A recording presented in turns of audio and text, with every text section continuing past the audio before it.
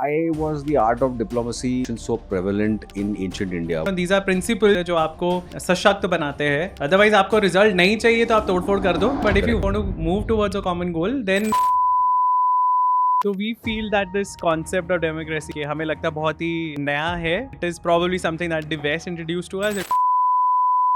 So there was a Ganarajya called Yodheya and they were so fierce, all the kings had a tough time conquering them, so उनका नाम specifically mention करते हैं that we have defeated Yodheyas also. अगर आप देखेंगे तो शास्त्र जो है अर्थशास्त्र है, that is about the art of statecraft. Chanakya Niti जो है that talks about so शुक्र नीति भी है जो शुक्राचार्य ने लिखी है और शुक्राचार्य थे दैत्यों के गुरु. Two very strong principles that come out of it.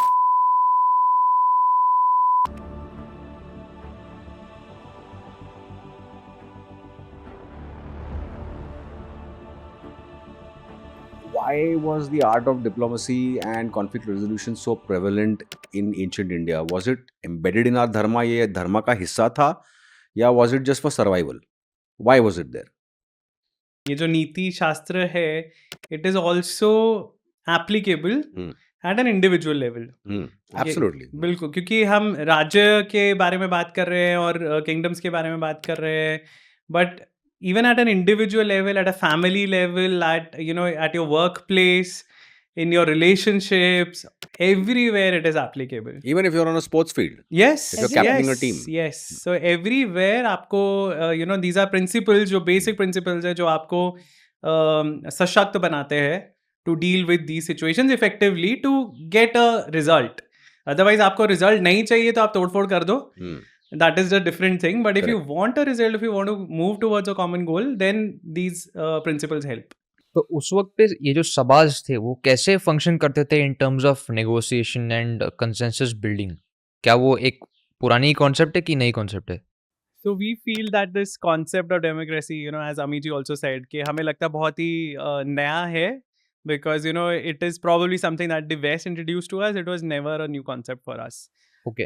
हर तरह का सिस्टम था कंट्री में. हमारी हिस्ट्री में देवर गणराज्यस, even in Ashoka's time, you remember, right? When he invaded Kaling. Kaling was, even though it had a king, but it was a loose confederacy of tribal kings, etc.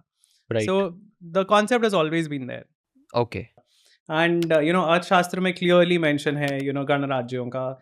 उसके पहले भी अगर आप coins देखेंगे, inscriptions तो मतलब बहुत बड़ी बड़ी सब जगह नहीं है, बट इवन कॉइन्स एंड हाँ इनफैक्ट इंस्क्रिप्शन में भी मेंशन है गणराज्य का, जो समुद्रगुप्त की इंस्क्रिप्शंस हैं. और the Gupta empire even though came later after the Maurya dynasty, but हर जगह मतलब you see the principles remain the same.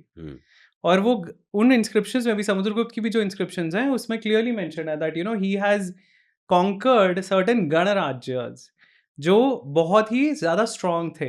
In fact जो there was a history so fascinating. So there was a गणराज्य called Yodheya, and this existed in modern Haryana and parts of Punjab, Pathankot and those areas. So Yodheya जो थे they were so Yodheya मतलब युद्ध में पारंगत थे ये, and they were so fierce that all the kings had a tough time subjugating them. तो उनका जो and that was a republic, that was a Ganarajya. So they had, all the kings had a tough time conquering them, so उनका नाम specifically mention करते हैं वो that we have defeated Yodheyas also. So but there were republics that were so strong before the Common Era. So it is not, as she said, democracy is not something which has been introduced to us by the Westerners. So what we also see is that there are 4 words that are always used, which is Sam, Dam, Dand, Bhed. So what is the strategic framework of this and what is the strategy there? वो बताइए थोड़ा with some examples if you can. I think it's a very basic concept. और ये हर जगह applicable है. Again, as I said, सिर्फ kingdoms के बीच में ही नहीं, हमारे relationships में, हमारे dealings with the world around us, whether it is in the family or whether it is outside in your professional domain, चारों चीज़ें यूज़ होती हैं. अब एक छोटा बच्चा जो है, जब वो उसको हम कैसे डिसिप्लिन करते हैं, तो छोटे बच्चों को आप सिखाते हो ना कि भाई पहले आप बात करने की कोशिश करते हो, उसको समझाने की कोशिश करते हो। सो जैसे आप सुवेद को समझाने की कोशिश करते हो, so that is Sam, that is talking, that is the art of talking, that's the art of convincing through words. अब अगर वो नहीं होता है, आप उसको कुछ थोड़ा लालच दोगे, अब मैं सिर्फ बच्चों की बात कर रहा हूँ, सुवेद की बात नहीं कर रहा हूँ, पर आप उसको थोड़ा सा कुछ एंटाइस करने के लिए कुछ दोगे, तो the carrot and stick approach, that is in simplified terms.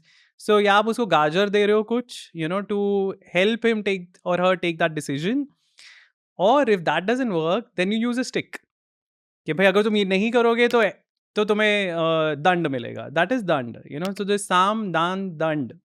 And भेद जो है एक्चुअली दंड से पहले आता है। So if you actually see the original अर्थशास्त्र, सो उसमें जो चार ये चीजें मेंशन है, तो उसमें साम, दान, भेद एंड देन दंड। सो दंड is the use of force is actually The last resort. Advised as the last resort. उसके पहले आप बात करो, आप डिप्लोमेसी ट्राई करो, नहीं होता आप ब्राइब ट्राई करो, नहीं होता तो bribe is a very crude term, but it is basically something which is beneficial. Yeah, like entice the person, like carrot and stick, Entice a like you said. person and see ultimately क्या है आपका purpose, क्या है सामने वाले को आपको agree करवाना है आपकी बात के Correct. लिए। तो आप उसको बातों से अगर आप नहीं उसको आप कन्विंस कर पा रहे हो, तो आप उसको कुछ उसमें फायदा दिखा रहे हो। सो ब्राइब डजंट मीन कि आप उसको एक्चुअली कुछ अंडर द टेबल दे रहे हो, but you are showing him a better picture कि देखो अगर तुम ये करोगे तो तुम्हें ये फायदा होगा, तुम मेरे साथ हाथ मिलाते हो तो तुम्हें ये फायदा होगा। So that is also type of दान और दाम, both words are used, and it primarily means you paying him something of monetary value or of which is Tangible. tangible. It could also be in kind, right? Where you could say It that, could be okay, in I kind. will Yes, protect you yes. from other enemies. Yes, My so kingdom there's is some bigger. benefit that he's getting out of it. Then अगर वो भी नहीं होता तो भेद जो है वो आप फूट डलवाओ, जो डिवाइड एंड रूल पॉलिसी थी जो ब्रिटिशर्स फॉलो करते थे। सो वो भेद आप किस में डलवाओगे, आप जो सामने वाला आपका राज्य है, आप उसके मिनिस्टर्स में आप भेद कर डलवा रहे हो, या you are instigating people to rebel against the king. उसकी भी बहुत डिटेल स्ट्रैटेजीज अर्थशास्त्र में वेरी ब्यूटिफुली ही इज मेंशन्ड कि आप क्या क्या कर सकते हो, आप किस तरह की बातें कर सकते हो, आप किस तरह के एंटाइसमेंट्स दे सकते हो, and then if all of it fails then you go to use of brute force. So ये चार जो चीज़ें हैं, and that is applicable everywhere. आप ऑफिस में अगर आप काम कर रहे हैं, आपकी टीम है, आपको टीम से काम करवाना है, आप ये चारों चीज़ें यूज़ करते हो। आपको अगर अपने बॉस से काम निकलवाना है कुछ, तो आप कुछ अलग स्ट्रैटेजी यूज़ करोगे। आपके सबॉर्डिनेट से काम करवाना है तो अलग स्ट्रैटेजी यूज़ करोगे। आपके टीममेट हैं या कोई पार्टनर्स हैं, वेंडर्स हैं, एक्सटर्नल वेंडर्स हैं, वो working for you, you will behave in a different way. When you yourself are a vendor for someone else, for a client, you will behave in a different way. So ये चारों चीज़ें I think बहुत ही practically use होती हैं। I think Amit ji can I like the way it's sequenced. yeah, that is the proper sequence. हम yeah. सामने दंड भेद बोलते हैं, but Because I think it's just easier to say. I think over the years it's become that way. But brute force should be last. Right. And same for personal relationships also ना। Absolutely. हमारी नहीं बन रही आपस में तो चलो एक दूसरे को वो मारपीट लोग खत्म करो फिर। करते ही है ना, बिल्कुल। and that is considered the least preferable method. Right. Of course.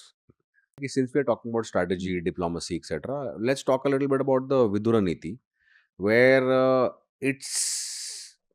most people in ancient India say that it was like the handbook for statecraft, diplomacy, conflict resolution, but yet it's so less talked about.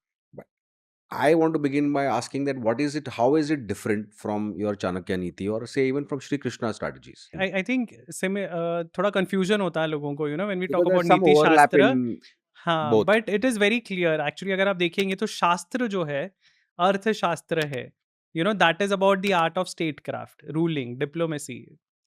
Chanakya Niti जो है written by the same person, but Chanakya Niti जो है that talks about your personal behaviour.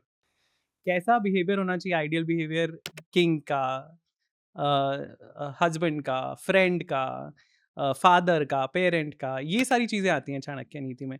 So Vidur Niti comes in the same category where it talks about the ideal behaviour according to dharma, क्योंकि धृतराष्ट्र ने पूछा धर्म के हिसाब से क्या सही है। Ostensibly he wants to know or he's showing interest कि भाई मेरे को डिसीजन लेने में फ़ायदा होगा, मदद मिलेगी अगर तुम मुझे धर्म के बारे में बताओगे. He doesn't take any advice that Vidur gives. But as Amiji said, it helps us understand what was considered the ideal behavior in that society. So Chanakya नीति में भी वही है, उस टाइम में क्या आइडियल बिहेवियर माना जाता था वो हमें पता चलता है. इनफैक्ट ऐसे और भी शास्त्र हैं. सो शुक्र नीति भी है एक, तो जो शुक्राचार्य ने लिखी है. और शुक्राचार्य थे दैत्यों के गुरु, तो वो असुरों के गुरु थे. बट उसमें भी अगर आप देखोगे, The learning is there. similar principles are there, and two very strong principles that come out of it, of शुक्र नीति, is that जैसे हम राजा के बारे में बात कर रहे थे पहले कि तो राजा का कर्तव्य है क्या. दो चीजें हैं, protecting the innocent and punishing the wicked. These are the two main things that a king should do. That is what comes out of Shukra Niti. So ऐसे जो नीति शास्त्र है, they talk more about your duties and responsibilities, whereas जो अर्थशास्त्र जैसे है documents, they are more about Diplomacy. ruling and governance, how to deal with it.